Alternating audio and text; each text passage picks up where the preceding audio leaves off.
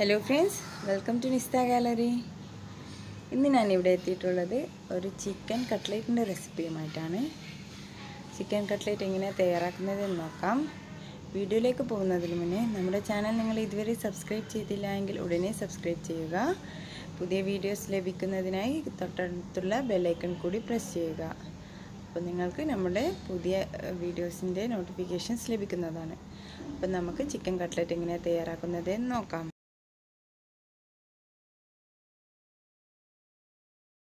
ആദ്യം നമുക്ക് കട്ട്ലറ്റിൻ്റെ മസാല തയ്യാറാക്കിയെടുക്കാം. അപ്പോൾ മസാല തയ്യാറാക്കിയെടുക്കാൻ വേണ്ടി ഞാനിവിടെ ഒരു പാൻ തയ്യാറാക്കി വെച്ചിട്ടുണ്ട്. പാൻ നല്ലപോലെ ചൂടായി. ഇനി ഇതിലേക്ക് നമുക്ക് ഒരു 2 ടേബിൾ സ്പൂൺ ഓയിൽ ഒഴിച്ചു കൊടുക്കാം. അപ്പോൾ ഈ ഓയിലൊന്ന് ജസ്റ്റ് ചൂടായി വരട്ടെ. ഓയിലും ഒന്ന് ചൂടായിട്ടുണ്ട്. ഇനി നമുക്കിതിലേക്ക് ഒരല്പം കറിവേപ്പില ആഡ് ചെയ്ത് കൊടുക്കാം. അപ്പോൾ കറിവേപ്പില ഒന്ന് സെറ്റ് ആയതിനു ശേഷം നമുക്കിതിലേക്ക് ഉള്ളി ആഡ് ചെയ്ത് കൊടുക്കാം. ഞാനിവിടെ ഒരു മീഡിയം സൈസ് ഉള്ളിയാണ് എടുത്തിട്ടുള്ളത്. ഉള്ളി ചെറുതായി മുറിച്ചെടുത്തതാണ്. നമുക്കിതൊന്ന് ജസ്റ്റ് വഴറ്റിയെടുക്കാം. ഒരുപാട് നേരം വഴറ്റണ്ട. ജസ്റ്റ് ആ ഉള്ളിൻ്റെ നിറം ഒന്ന് മാറുന്നത് വരെ നമുക്കിങ്ങനെ ഒന്ന് വഴറ്റി കൊടുക്കാം. ഉള്ളി ചെറുതായി ഒന്ന് വാടി വന്നിട്ടുണ്ട്. ഇനി നമുക്കിതിലേക്കൊരു 1/4 ടീസ്പൂൺ ഉപ്പ് ആഡ് ചെയ്ത് കൊടുക്കാം. നമുക്ക് കുറച്ച് നേരം കൂടി ഒന്ന് വഴറ്റിയെടുക്കാം.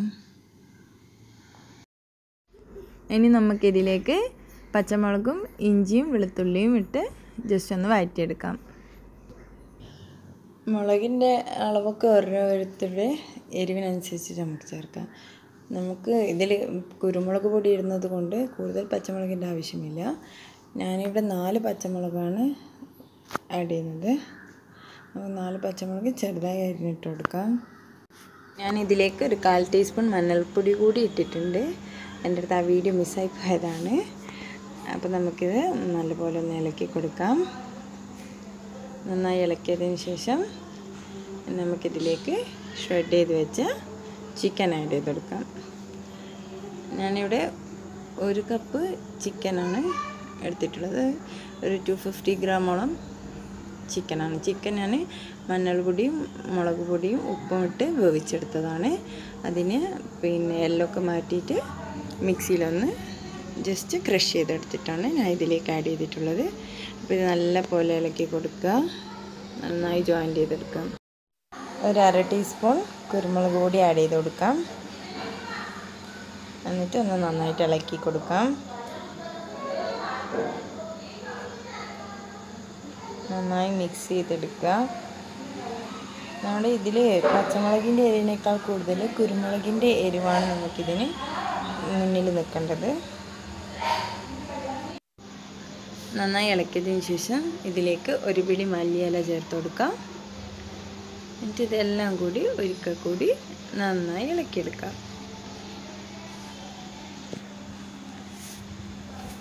അപ്പോൾ മല്ലിയിലയും ചിക്കനും ഉള്ളിയും എല്ലാം കൂടി നല്ലപോലെ മിക്സ് ആക്കിയിട്ടുണ്ട്. നമുക്കിതൊരു 2-3 മിനിറ്റ് ഒരു മൂടി വെച്ച് ചെറിയ ഫ്ലെയിമിൽ നമുക്കിതൊന്ന് കുക്ക് ചെയ്തെടുക്കാം. അപ്പോൾ 2-3 മിനിറ്റിന് ശേഷം ഞാൻ ഇത് മൂടിയൊക്കെ തുറന്ന് ഒന്നുകൂടി ഇളക്കി. അപ്പോൾ ഇത് എല്ലാം കൂടി നന്നായിട്ട് യോജിച്ചിട്ടുണ്ട്. ഇനി നമുക്കിതിലേക്ക് 1 കപ്പ് ഉരുളക്കിഴങ്ങ് സ്മാഷ് ചെയ്തത് ഇട്ടെടുക്കാം. ഉരുളക്കിഴങ്ങ് ഉപ്പിട്ട് വേവിച്ചെടുത്തതാണ്. എന്നിട്ട് അതിന് തൊലിയൊക്കെ കളഞ്ഞ് നന്നായി ഉടച്ചെടുത്തതാണ്. അപ്പോൾ അതും കൂടി ഇതിലിട്ടിട്ട് എല്ലാം നന്നായി മിക്സ് ചെയ്തെടുക്കാം. നല്ലപോലെ മിക്സ് ആയിട്ടുണ്ട്. ഇനി ഇതിലേക്ക് ഒരു 1/2 ടീസ്പൂൺ മസാലപ്പൊടിയും കൂടി ചേർത്ത് ഒന്ന് നല്ലപോലെ മിക്സ് ചെയ്തെടുത്തതിന് ശേഷം നമുക്ക് വീണ്ടും ഒരു 2 മിനിറ്റ് അടുപ്പ് വെച്ച് അടച്ചിട്ട് ഒന്നുകൂടി കുക്ക് ചെയ്തെടുക്കാം. അതിനുശേഷം ഫ്ലെയിം ഓഫ് ചെയ്ത് വെക്കാം. അപ്പം നമ്മുടെ കട്ട്ലേറ്റിൻ്റെ മസാല ഇവിടെ റെഡി ആയിട്ടുണ്ട്. നമുക്കിനി ഇത് എങ്ങനെ ഷേപ്പ് ചെയ്തെടുക്കുന്നതെന്ന് നോക്കാം. ഷേപ്പ് ചെയ്തെടുക്കാൻ വേണ്ടിയിട്ട് നമുക്കാദ്യം ഒരല്പം ഓയിൽ നമ്മുടെ കൈയിൻ്റെ നടുവിൽ തടവിയതിന് ശേഷം ഈ മസാലയിൽ നിന്നും ഒരു ചെറിയ ബോൾ എടുത്തിട്ട് നമുക്ക് ഇഷ്ടമുള്ള ഷേപ്പിൽ അതൊന്ന് ഷേപ്പ് ചെയ്തെടുക്കാം.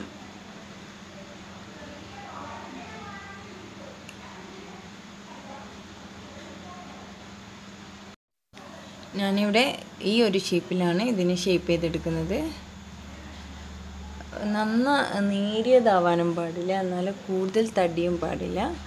ആ ഒരു സൈസിലാവണം നമ്മൾ ഇതിൻ്റെ കൂട്ടെടുത്തിട്ട് ബോളാക്കി എടുക്കേണ്ടത്.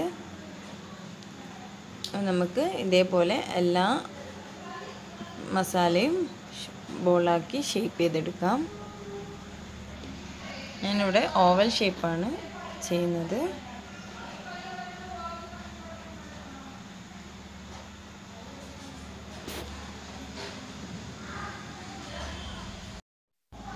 ഞാനിവിടെ എല്ലാ മസാലയും ഇതേപോലെ ഷേപ്പ് ചെയ്തെടുത്തിട്ടുണ്ട്.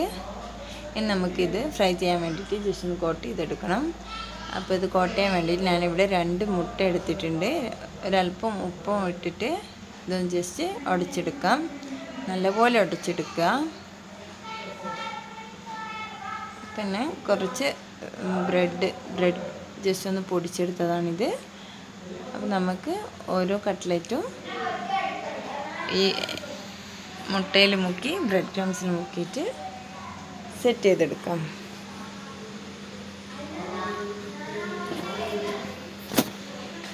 അപ്പോൾ ഇതുപോലെ ഒന്ന് മുട്ടയിൽ ഡിപ്പ് ചെയ്തിട്ട് നമുക്കിത് ബ്രെഡ് ക്രംസിലേക്ക് മാറ്റാം.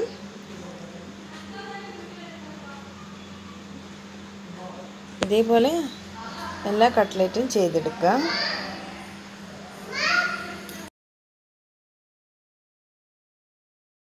ഞാനിവിടെ എൻ്റെ കട്ട്ലറ്റ് എല്ലാം മുട്ടയിൽ മുക്കി ബ്രെഡ് ക്രംസിൽ നന്നായി കോട്ട് ചെയ്തെടുത്തിട്ടുണ്ട്.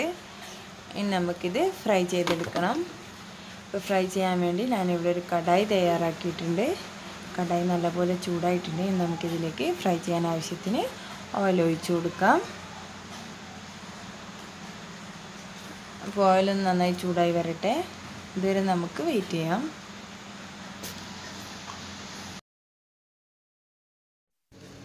അപ്പോൾ നമ്മുടെ ഓയിൽ ഇവിടെ നല്ലപോലെ ചൂടായിട്ടുണ്ട്. ഇനി നമുക്കിതിലേക്ക് നേരത്തെ കോട്ട് ചെയ്ത് വെച്ച കട്ട്ലറ്റ് ഓരോന്നായിട്ട് പൊരിച്ചെടുക്കാം. നമുക്ക് ഡീപ്പ് ഫ്രൈ ചെയ്യുന്നതാണ് ഇത് ഏറ്റവും നല്ലത്. ഷാലോ ഫ്രൈനെക്കാട്ടി നല്ലത് ഡിപ്പ് ചെയ്തിട്ട് തന്നെ ഫ്രൈ ചെയ്തെടുക്കുന്നതാണ്. അപ്പോൾ ഇത് ഒരു സൈഡ് നല്ലപോലെ ഗോൾഡൻ ബ്രൗൺ ആയാൽ നമുക്കിതിനെ ജസ്റ്റ് ഒന്ന് ഫ്ലിപ്പ് ചെയ്തിട്ട് കൊടുക്കാം. അപ്പോൾ ഫ്ലിപ്പ് ചെയ്തതിന് ശേഷം മറ്റേ സൈഡും നന്നായി ഗോൾഡൻ ബ്രൗൺ ആയാൽ നമുക്കിത് എണ്ണയിൽ നിന്നും കോരി നെറ്റിലേക്ക് മാറ്റാം. 2 സൈഡും ഒരേ കളറിൽ ഫ്രൈ ആയി കിട്ടണം.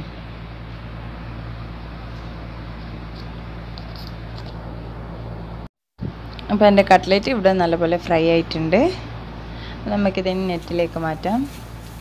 ഇതേപോലെ ബാക്കിയുള്ള കട്ട്ലറ്റ് കൂടി നമുക്ക് ഫ്രൈ ചെയ്തെടുക്കാം. എൻ്റെ കട്ട്ലറ്റ് ഇവിടെ തയ്യാറായിട്ടുണ്ട്. വളരെ എളുപ്പത്തിൽ തയ്യാറാക്കിയെടുക്കാൻ പറ്റുന്ന ഒരു ഈവനിങ് സ്നാക്ക് തന്നെയാണിത്. നിങ്ങളെല്ലാവരും ഇത് ട്രൈ ചെയ്ത് നോക്കുക. വീഡിയോ ഇഷ്ടമായെങ്കിൽ ലൈക്ക് ചെയ്യാനും ഷെയർ ചെയ്യാനും മറക്കില്ലെന്ന് വിശ്വസിക്കുന്നു. Thank you for watching.